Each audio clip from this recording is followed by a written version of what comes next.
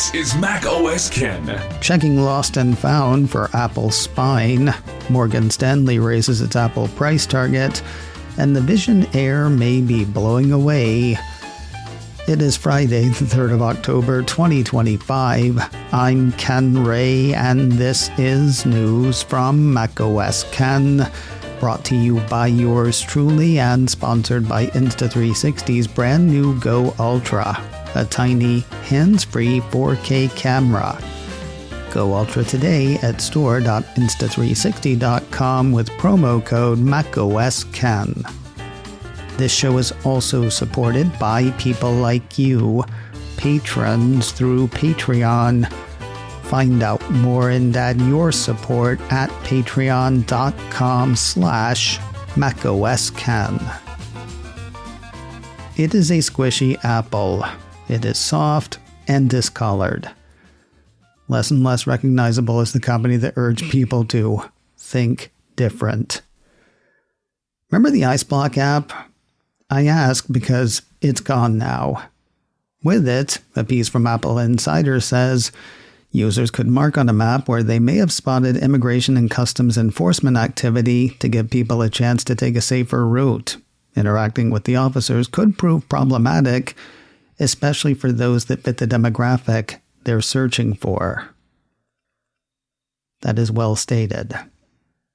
According to the site, controversial app ICEBlock has been removed from the Apple App Store after Attorney General Pam Bondi demanded its removal, suggesting it was being used to harm ICE agents. What proof did she offer? I'm sorry, you must be from a year ago. According to a report from Business Insider, according to Apple Insider, Attorney General Pam Bondi says the Department of Justice demanded the removal of the app ICEBlock from the App Store. Given the legal authority of the entity, Apple had no choice but to comply. I'm sorry, is that so? 10 years ago, when the FBI demanded Apple re-engineer iOS so they could get into the phone of the San Bernardino shooter, Apple resisted. There was nothing inherently illegal or unsafe about ICEBlock, according to Apple Insider. It functioned no differently than a crowdsourced app for finding potholes or speed traps. Offering no evidence to support their case, Bondi and others claim that ICEBlock has been used to orchestrate attacks against ICE agents, putting them in danger, and that is good enough for Apple. In a statement to Business Insider, Apple said, "We created the App Store to be a safe and trusted place to discover apps based on information we've received from law enforcement about the safety risks associated with ICEBlock. We have removed it and similar apps from the App Store. Hey, remind me, can I still report speed traps in Apple Maps?"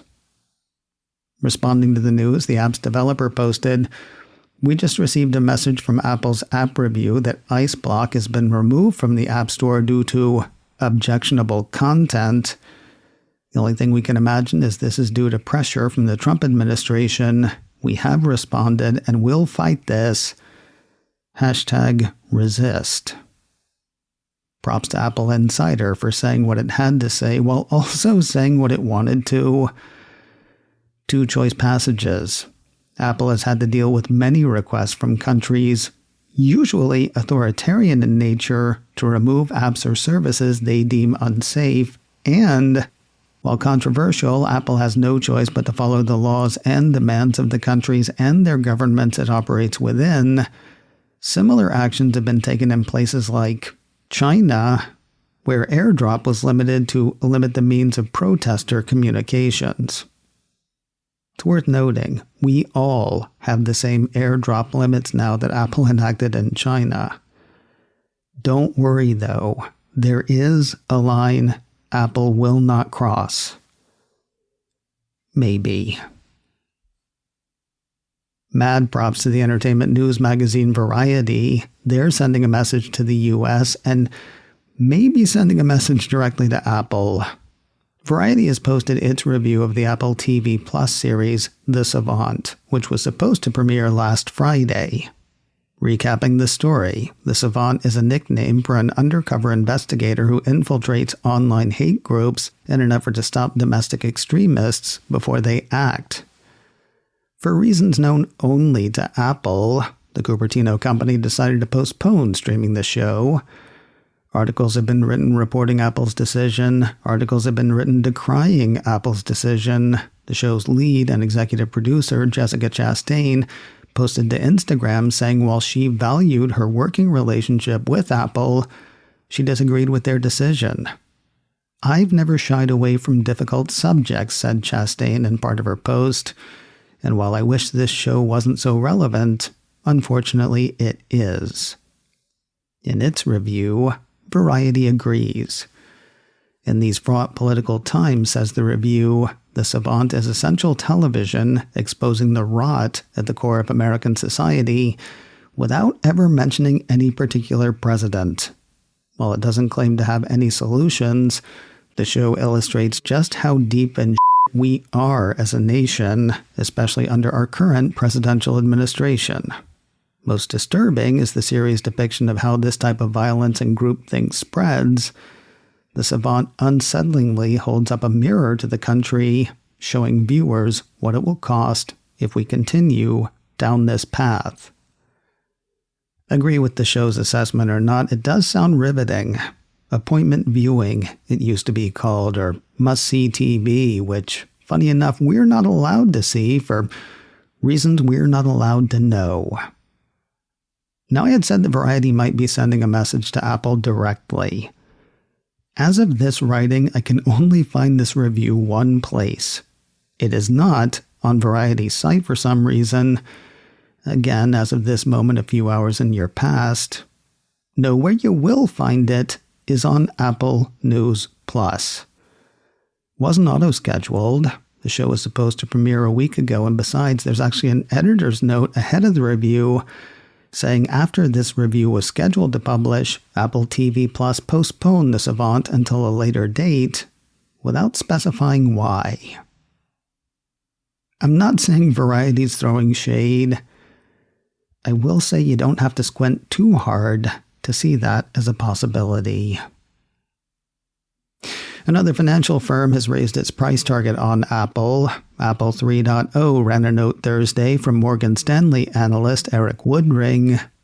He and his have raised fiscal year 2026 iPhone revenue expectations by 4%. While the supply chain has yet to increase production, strength for the three iPhone 17 models has his firm thinking Apple will ask for a ramp-up in production soon. That is not why he upped his target, though. Woodring thinks the street has already priced in strength for the iPhone 17 line. No, what's got him excited is what's happening now, plus whatever Apple's going to announce in 11 months. Quoting his note, "The key driver of a strong iPhone 17 cycle, an aged iPhone installed base in need of upgrades, combined with the first ever foldable iPhone and 6 total new iPhone launches next cycle, and sustained aggressive subsidies, supports high single-digit year-on-year iPhone revenue growth extending into fiscal year 2027, even before we make any assumptions around AI." It's kind of funny, isn't it? 2 months ago, iPhone's lack of integrated artificial intelligence was akin to leprosy as far as the street was concerned.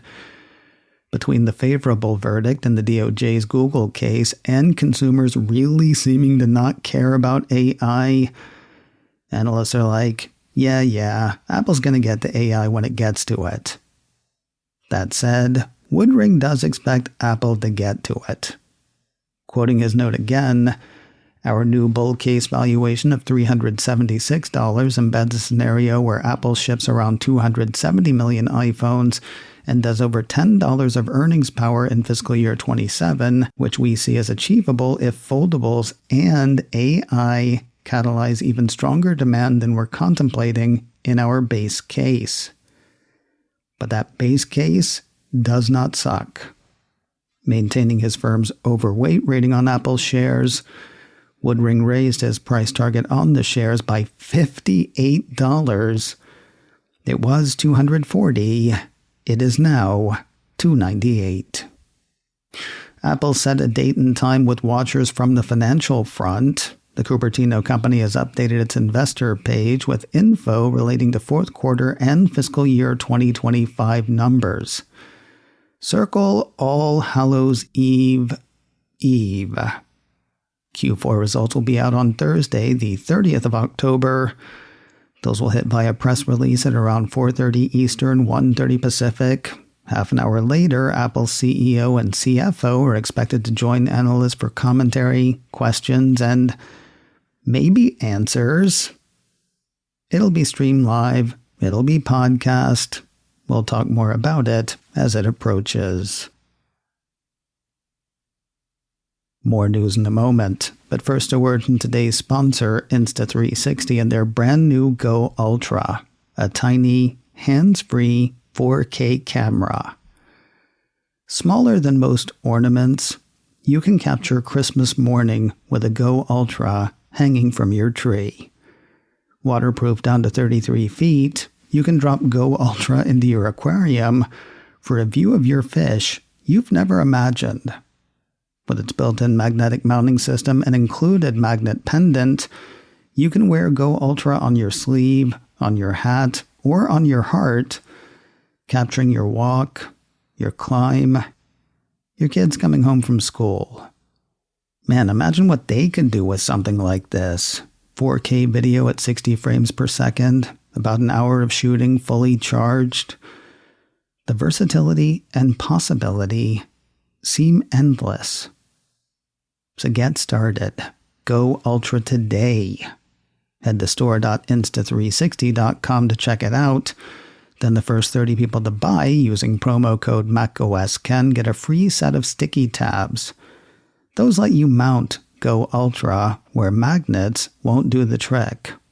The first 30 people get a free set with your Go Ultra purchase at store.insta360.com using promo code MacOSKen. Show the world what you see the way you see it. Get the Insta360 Go Ultra at store.insta360.com and use promo code MacOSKen. Apple's addressed an issue with iMessage. Since the launch of iOS 26, according to a piece from 9to5Mac, some iPhone users have had problems using iMessage with their phone numbers. Not sure how I missed this one, but I did. Addressing the issue in a new support doc, Apple says when you update to iOS 26, you might not be able to activate iMessage with your phone number if you have an inactive SIM with the same phone number as your active SIM. How would that happen? Like switching carriers or something? Now, however it happens, the unused SIM is the problem. The support doc sends people having the problem to the cellular section of the settings app. There, folks are urged to either remove the unused SIM if it's a physical SIM or delete the unused SIM if it's an eSIM. After that, go to Settings, then Apps, then Messages. Once there, type Send and Receive. Tap the displayed phone number to activate iMessage, and you should be good to go. A story this week that's made me sad as sad can be.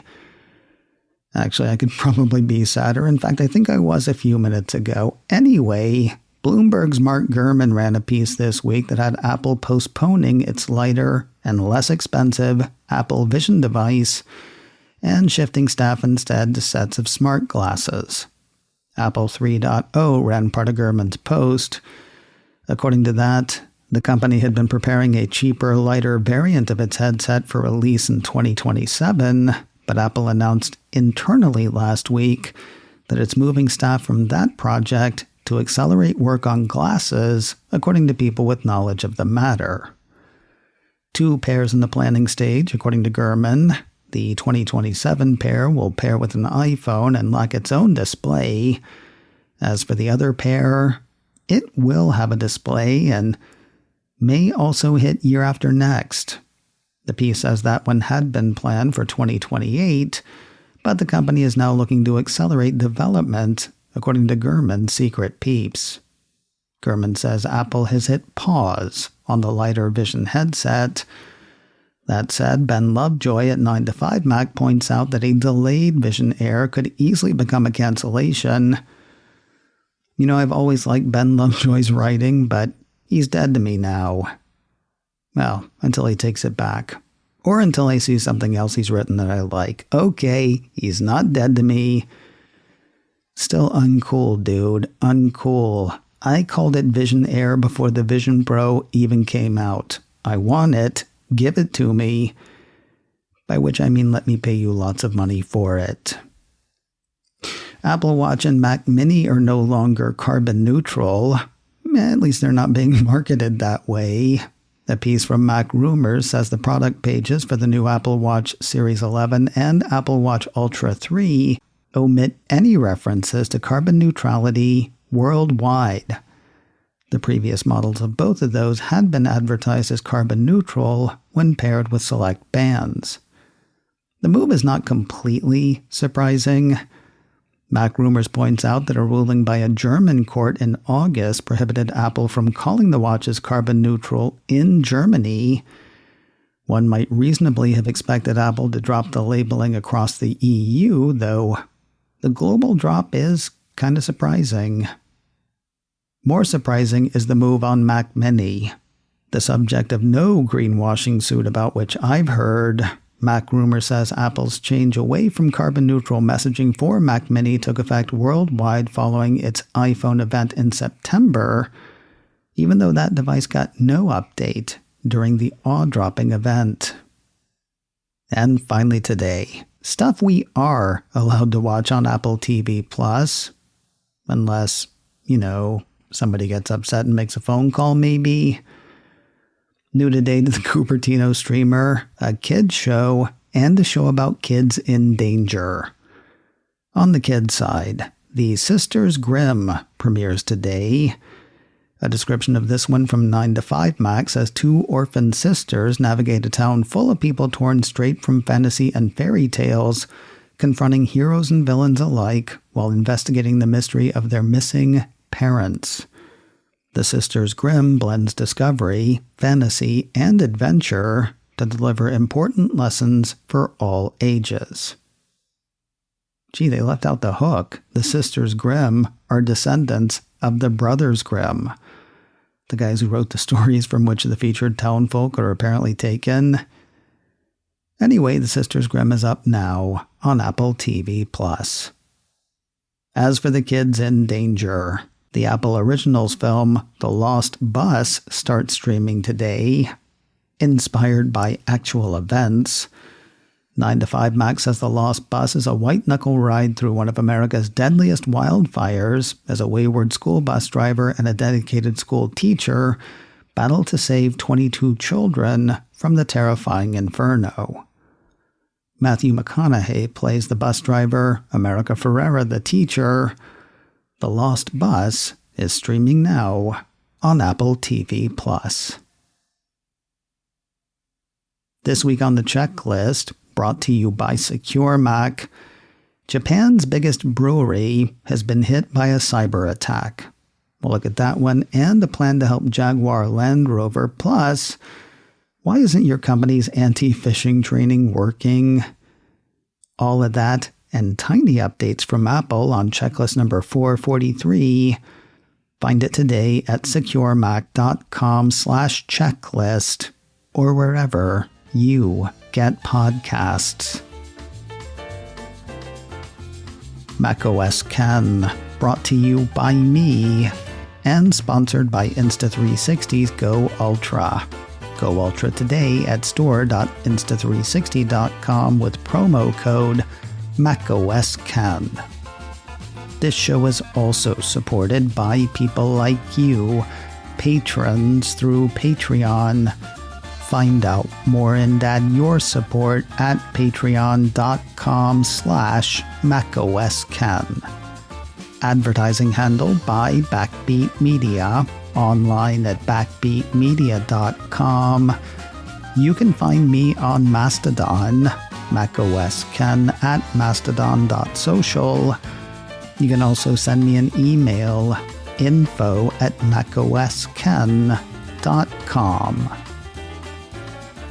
Until next time, that is news from macOS Ken. I'm Ken Ray.